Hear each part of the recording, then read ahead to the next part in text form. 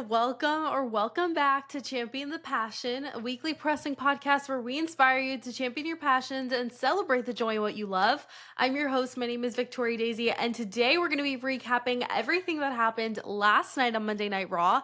But before you dive deeper, don't forget to leave a 5-star review if you enjoyed. Follow me at It's Victoria Daisy across all social platforms and follow Champion the Passion across all streaming platforms. But let's dive right into the opening segment with Rhea Bloody Ripley. So Rhea came out fuming and she got on the mic to say that she always knew it would come to this despite her hope for resolution. She said that what Asuka did to Io definitely crossed a line and then proceeded to call Asuka a hypocrite. Then she called out the Kabuki Warriors to come and get her, but instead, the genius of the Sky, Io Sky, came out. And Io got on the mic to say that Rhea was right about Asuka and Kairi, but they are her family and she still loves them.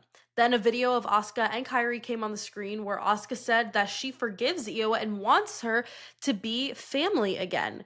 Then Rhea got on the mic and told Asuka to basically go to hell and then explained to Io that she's been in her shoes before. She understands what it's like. And Io was super conflicted the entire time, but she said that she just needs time. So she got out of the ring and was stressing, but then the Kabuki Warriors came from behind to attack Rhea, which led to Io getting back in the ring for the save.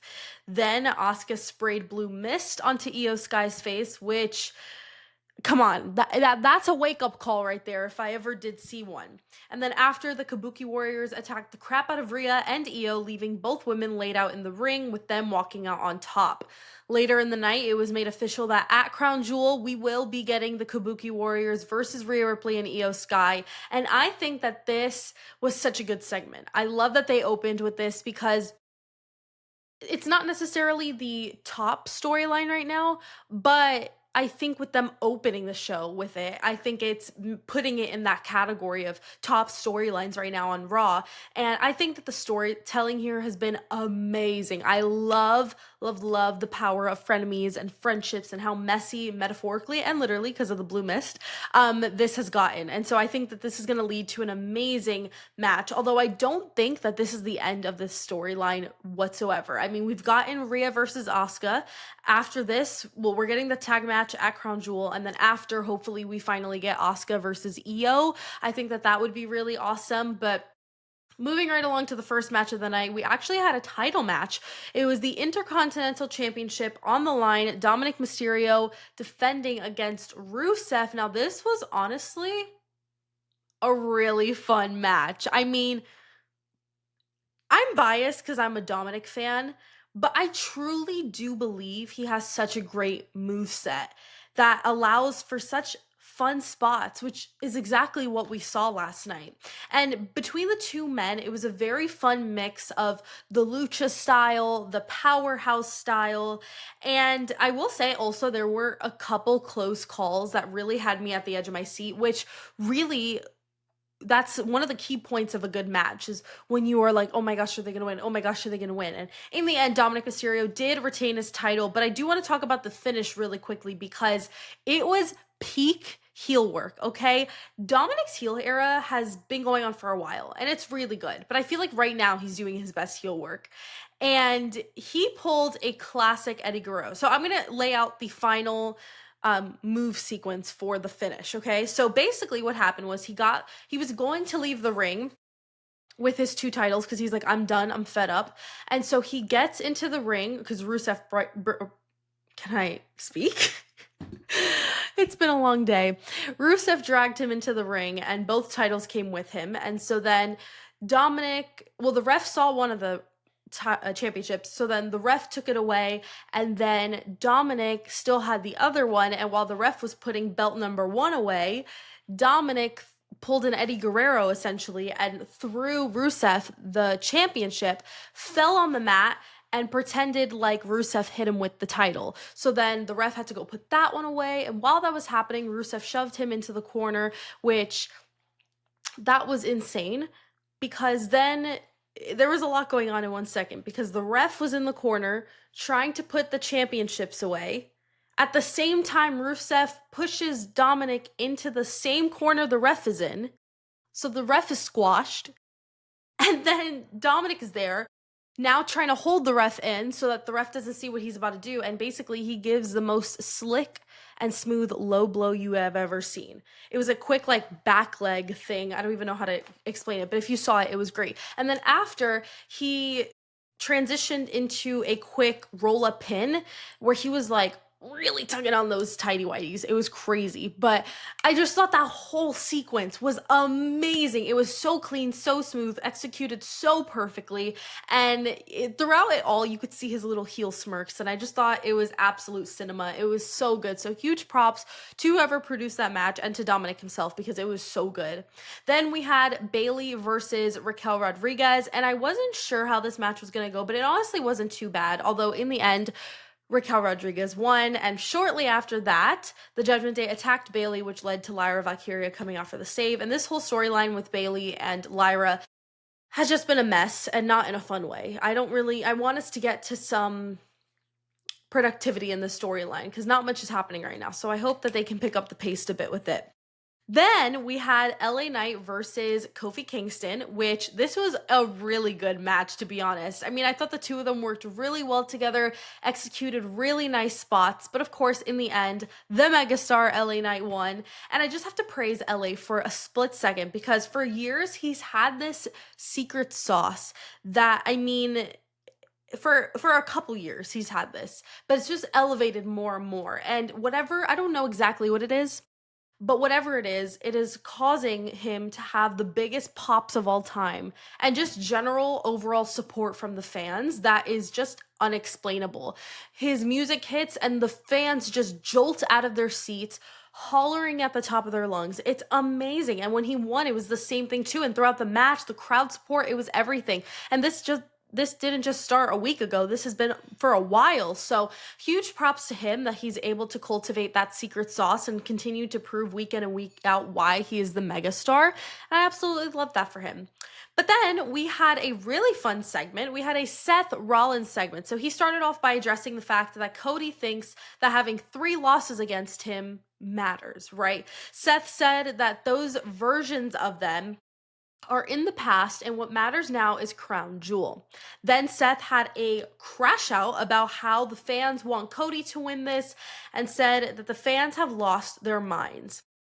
He then said that he is the person to lead this company into its quote golden age and has made stars out of Braun Breaker and Bronson Reed, so he believes he deserves it all. But then our undisputed champion Cody Rhodes came out and got on the mic to say that he knows that this is a bit much because neither of them have control over the future, only the fans do. That was a great babyface response. I loved it. Then he brought up the fact that the Braun Brawns attacked him this past Friday on SmackDown, to which Seth replied and said that he sent them to SmackDown to get that message through Cody's brain.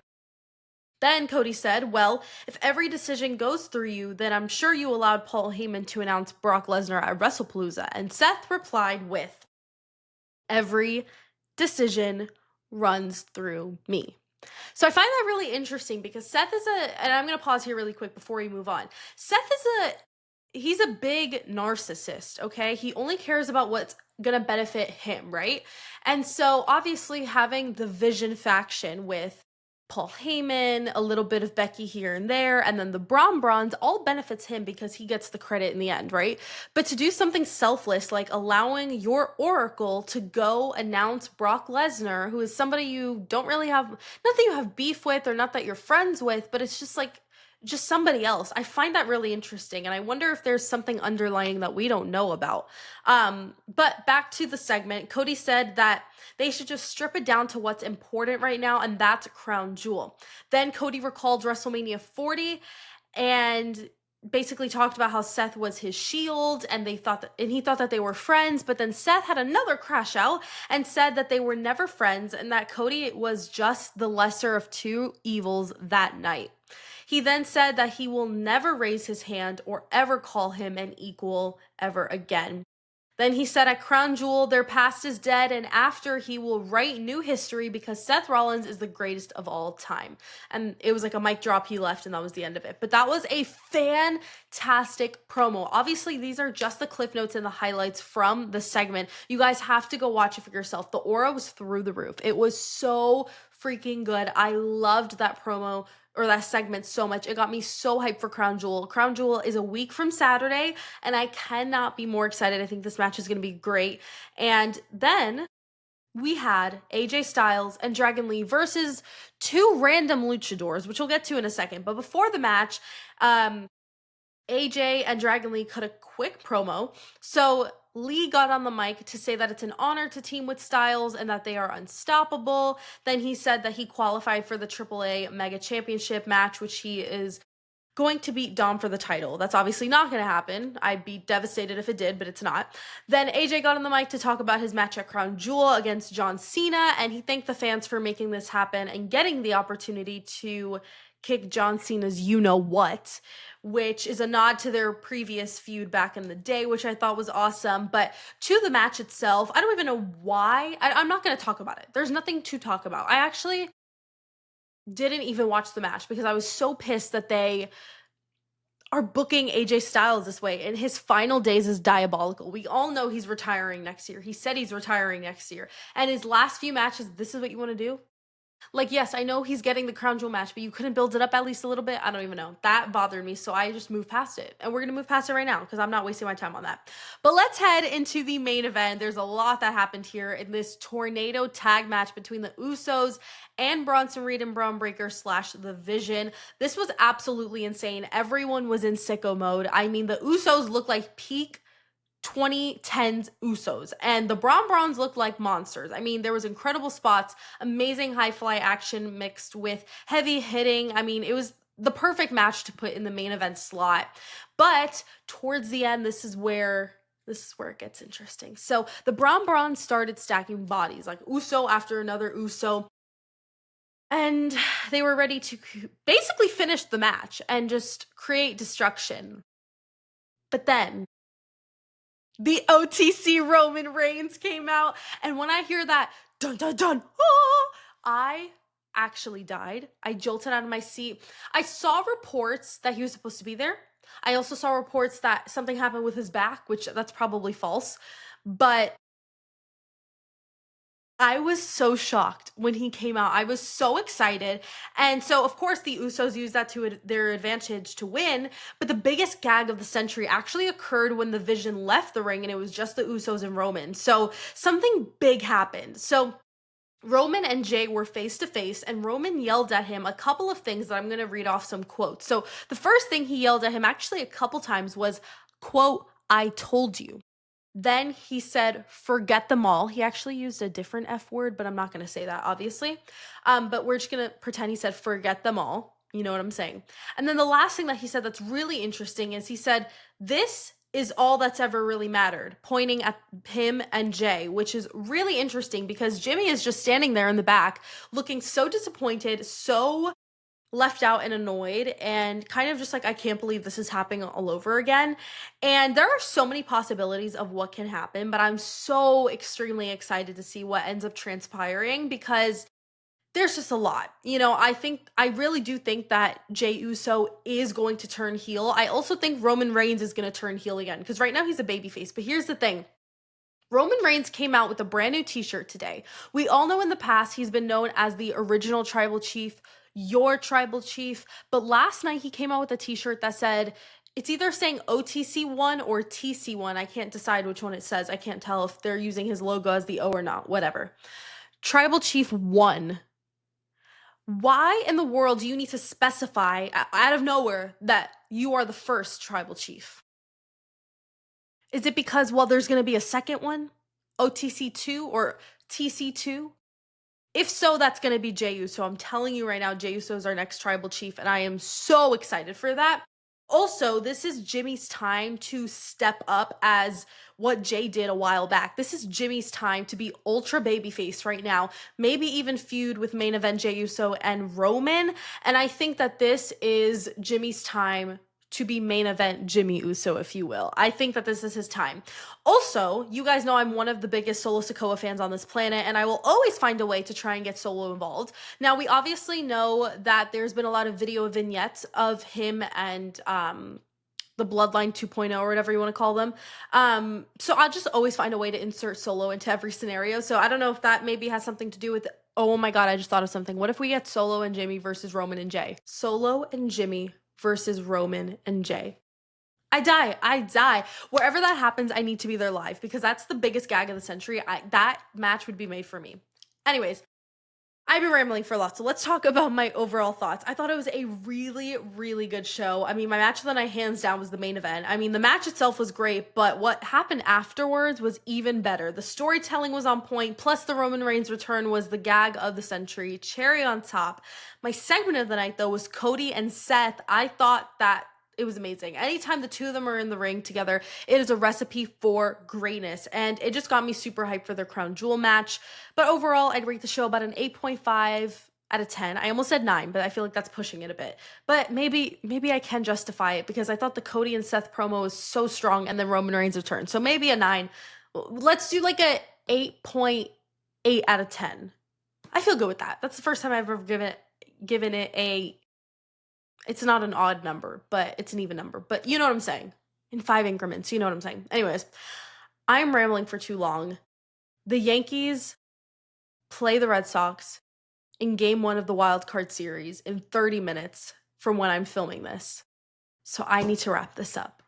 But until then, until tomorrow's episode, thank you guys so much for watching and listening to this episode of Champion the Passion. Don't forget to leave a 5-star review if you enjoyed. Follow me at It's Victoria Daisy across all social platforms and follow Champion the Passion across all streaming platforms. Don't forget to champion your passions and celebrate the joy of what you love. And I'll see you guys in the next episode. Bye.